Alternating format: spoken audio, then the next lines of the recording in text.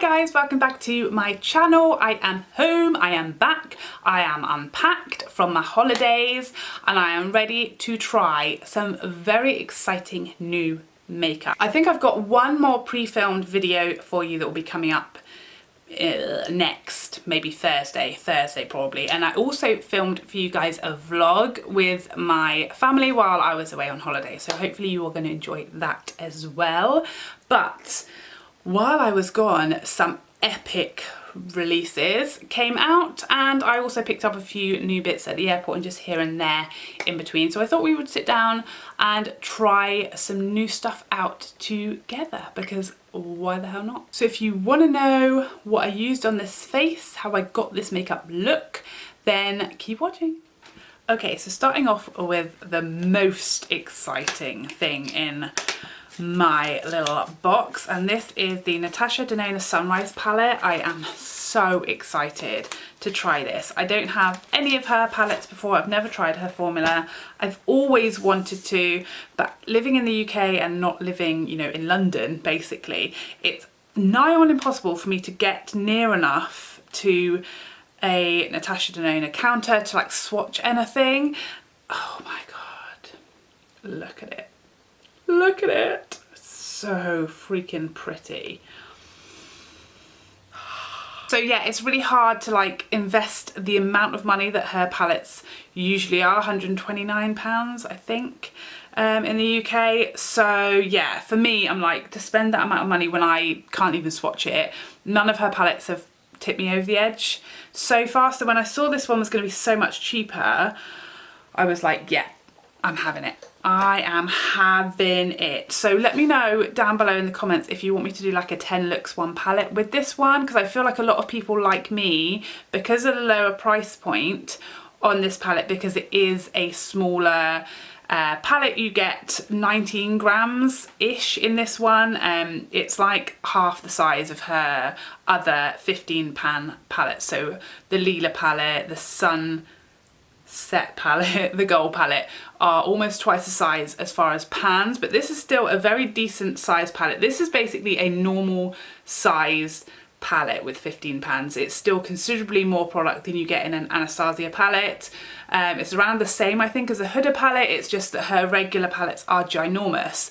So this offers people like myself a chance to actually give one of her palettes a go without feeling like you're really pushing the boat out on price. So I'm going to go into the shade Morgan, which is this peachy matte shade here first, because that one is calling my name. I'm going to use my Rephr 01. Rephr sent me some brushes over and I have been so excited to try them because everybody has been raving about these. I've seen Mel use them, I've seen Samantha March use them, I've seen Michelle Wong use them, and all loving them, and those people know their brushes. I've never really tried proper high-end brushes, and then recently I got some Japanesque from a TK Maxx haul and I'm like suddenly all about the high-end brush life, you know. And these, I mean, I haven't yet to lose a single hair. And you know what brushes are like new brushes, you know, you expect to lose a couple the first time you use a brush, but not these, not these. Just beautiful. It's blending out so nicely. There's a tiny bit of kickback, but really not much. Definitely not like as much as you get with a Anastasia palette. Just the perfect amount of blend. I guess it's kind of reminding me, actually, it's kind of more in line with the Pat McGrath shadows that I've got. There's a slight, you know, kick up in the pan because they are that really blendable pigmented formula, but it's not like, you don't feel like it's all just disappearing into the atmosphere. So next I think I'm going to go in with the shade Clove, which is this deep kind of reddish purpley shade down here, and this is my Sigma E40. I can never remember the names of brushes, you know. Just going to blend that into the crease. Oh, that's a really pretty shade. This is such a pretty shadow palette. I know people are always telling me to like, oh, I need to step up my comfort zone. They want to see me doing, you know, crazy colours and greens and blues and things, but it's just not me. But when I saw this, I felt like, do you know what, this palette is colourful, it's got loads of colour, but I feel like I can actually wear it and use it in my day-to-day life. It's like as colourful as I get, really. And I just felt like I had to have it. I haven't got anything else like this in my collection. It's definitely going to be the sort of brightest, most colourful palette I've got in my collection, but still usable and wearable for me. Like, it's not intimidating to me. Obviously it's got that really bright yellow in there and that sort of mustardy shadow, but I feel like, again, they're more wearable than the sort of greens and blues, for me anyway, obviously for my personal taste. Lovely, so pretty. Yeah, you can definitely do a very like simple everyday look with this, as well as going absolutely all out. I'm really drawn to use the shade Awakening, which is this top shimmer up here. It just looks beautiful, so I'm going to try that on my Rephr 02. Oh my god, oh, that is so pretty. I've seen most people using these with a finger, which obviously you could do for more colour pay off. What am I trying to say? Colour payoff, or, you know, a more metallic look. But for me today, I'm like on a school run day, and then after school run, I'm taking my little girl to her swimming lessons. So I'm not necessarily trying to do the most today. Yeah, please let me know if you'd like a 10 looks one palette with this palette, because I feel like it really lends itself to just so many different versatile looks, because it's got so many options in there. The one that I'm just not I'm a little bit unsure about is this Day Spring shade down here, this bronzy shade, because I just kind of, I'm not sure what I would do with that in this palette, because there's no browns. I'm a bit like, what am I gonna pair that with? I know someone who's better with shadows than me will know exactly what to do with that shade, but I am an eyeshadow dummy. Very pretty, obsessed. I'm going to be using that non-stop. So I don't have any new mascara or brows, so I'm just going to do them super quick with my Lancome Monsieur Big and my Benefit Goof Proof, and then we'll be back. Okay, so I'm just going to go in with a bit of my Tatcha Silk Canvas to prime with. Obviously it's not new, but I do get a lot of questions about it. I think mainly because in the UK everyone always wants to know where I get it from. That my wonderful friend Mel sends it to me, so I have a steady supply. But yeah, it's not available in the UK at any authorised distributors. Obviously you can sometimes get it on eBay or whatever, but there aren't any official distributors in the UK. So for foundation, in the airport on the way out to my holidays, I went over to the Rephr counter, and the lady in there was kind enough to give me a sample of their foundation, their soft fluid, or whatever it's called. Is it soft fluid? So yeah, she gave me a little sample, and I used it a couple of times on holiday, but both times I used it without a primer. So I wanted to give it a final proper go on over the top of my Tatcha Silk Canvas, just to make my final thought. So far, I have to say, I'm like pretty underwhelmed. Like, I thought it was okay, I thought it was fine, but given that it's like, you know, twice the amount of like any other foundation I own, I definitely do not currently think it is worth that extra money, I have to say. It's just okay for me. Now the shade she matched me to is the shade Blush, which, to be fair, obviously she matched me when I was on my way to holiday, so I wasn't quite like as tanned as I am now. So yeah, it's not like obviously a perfect shade for me. I would probably pick up the shade, I think Tan would be probably my shade now, but yeah, I'm just on the fence about it. It's okay, but the thing I struggle with is it's just so expensive that it needs to sort of blow me away, and it needs to be certainly like impress me more than like my usual foundations that I use that are half the price and less than half the price. And I just can't say that it did that. It just was like fine, it was okay. It didn't wear very well. Like I was only doing my makeup like to go out at night, so you know, at sort of 6 o'clock I'd do my makeup, and we'd get home at sort of midnight and I'd see quite a lot of wear there, so that's not ideal. I also find, like, obviously I try my best to keep my face out the sun, but you can see like my discoloration on my forehead has definitely got more pronounced because I, you know, do spend a lot of time in the pool with my kids, so you can't really help that. You can see it's obviously still, it's definitely too light for me now that, you know, I've tanned, but it doesn't really cover that. It didn't wear that well, as I said, and it's just, to me, I can't understand the difference between this and like my Rodale. I much prefer my Rodale foundation to this, and I probably prefer the Laura Mercier to this. Yeah, it's nice. It doesn't offer me a huge amount of coverage, and that's about all I have to say about it. It's just okay. So I just, yeah, I felt like I wanted to be blown away for that price. I wanted to be blown away, and luckily I wasn't. It does also have a really strong smell.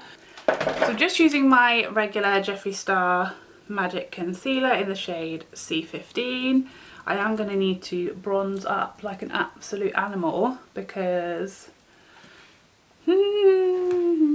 this was definitely like a way better shade for me when I was going on holiday. Now that I'm on my way back, not so much. But yeah, you know, we can make it work, guys. We can make it work. I was really scared, you know, trying that La Mer foundation, because it's definitely something that I would never buy it at full price. Like, if I had loved it and been obsessed, then I would probably have like waited for, you know, a sale and a voucher or something, and got it, you know, at around like the 70 mark. That, if it was life-changing, that I would probably be like, okay, fair play. But at the £100 mark, whew, you better be like life-changing. And I do know, like, the lady at La Mer did sort of explain that, you know, it has got like lots of skincare and things like that in it, you know, which it better have for that price. But a lot of the foundations I use these days also do the same thing, you know.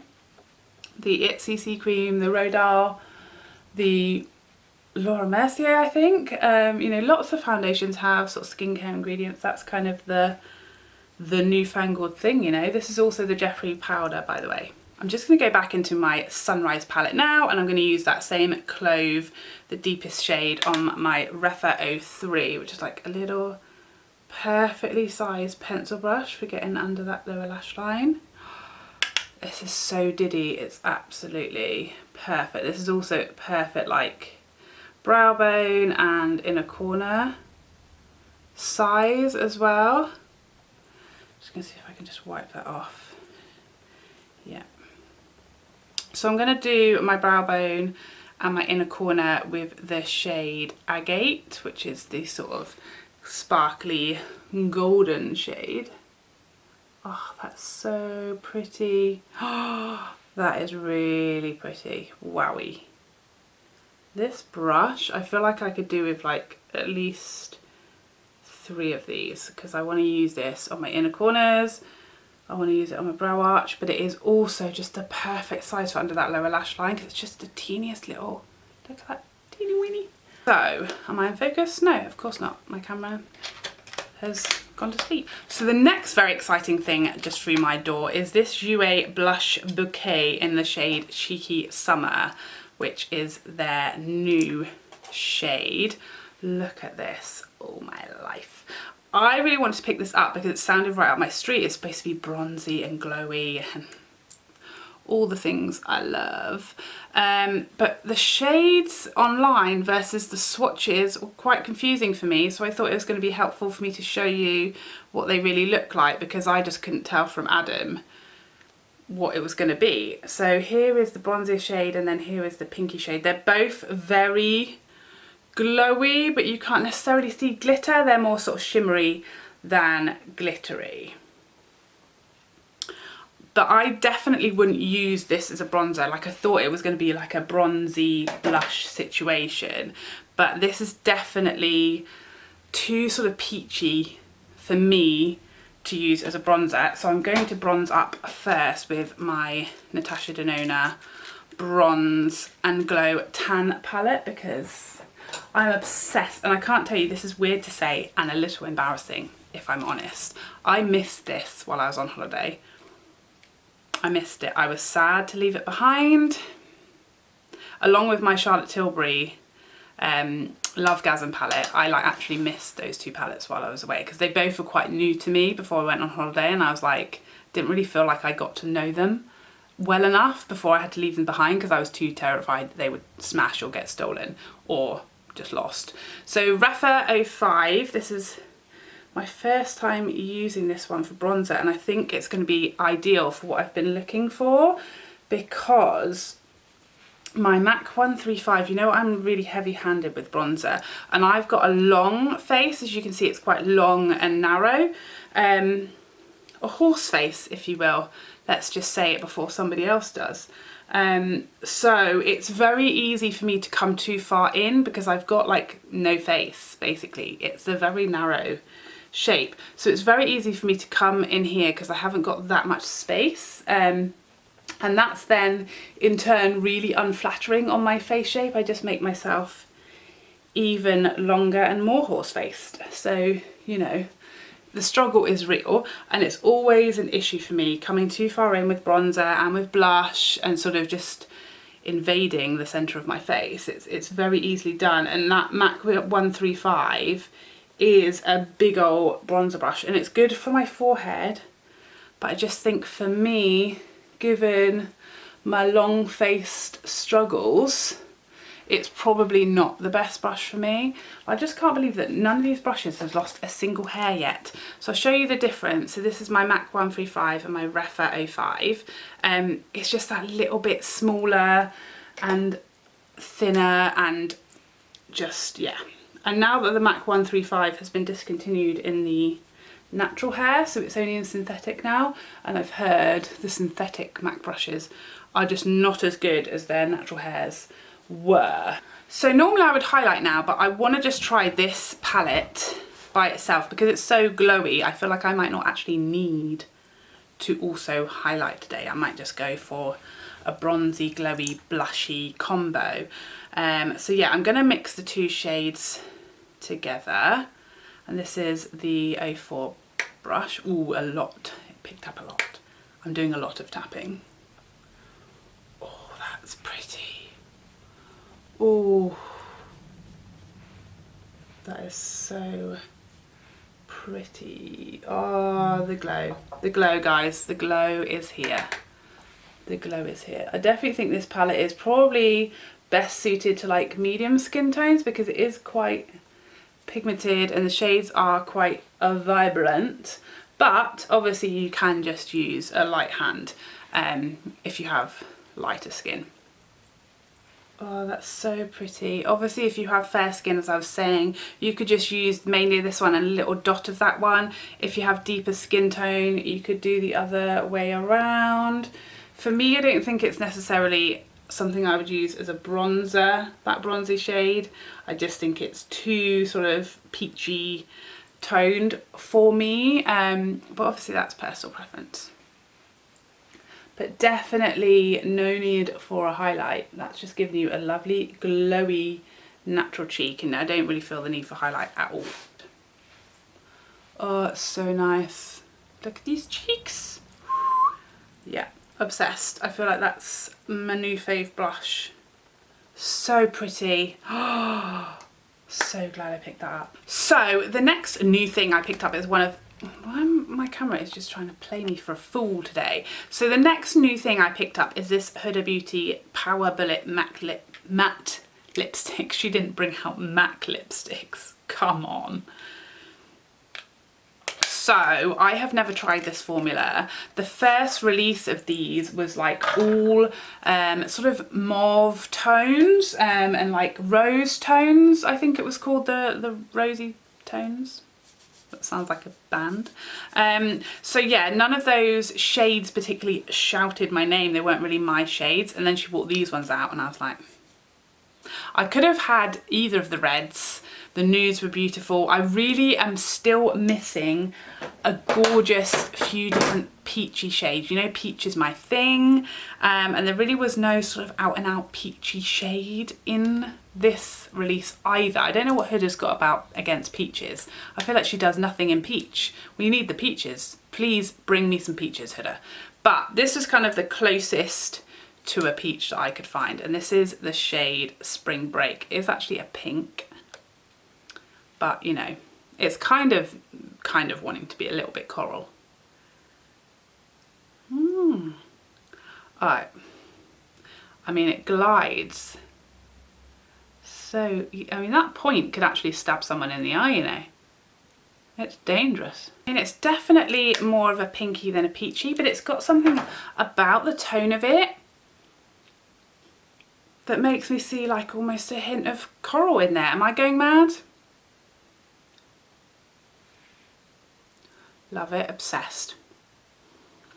I have nothing like this in my collection either, and I feel like this is perfect for summer. I feel like I wish I had this before I went on holiday. Oh, it feels like almost like a balm. It's so comfy. It reminds me a little bit of the MAC Powder Kiss formula, but without as much slip. What I do want to see is how my Hourglass gloss goes over the top. I've been obsessed with this gloss. This is the Unreal Gloss in the shade Horizon. It is life. It's all I wore on holiday. Ah, yeah.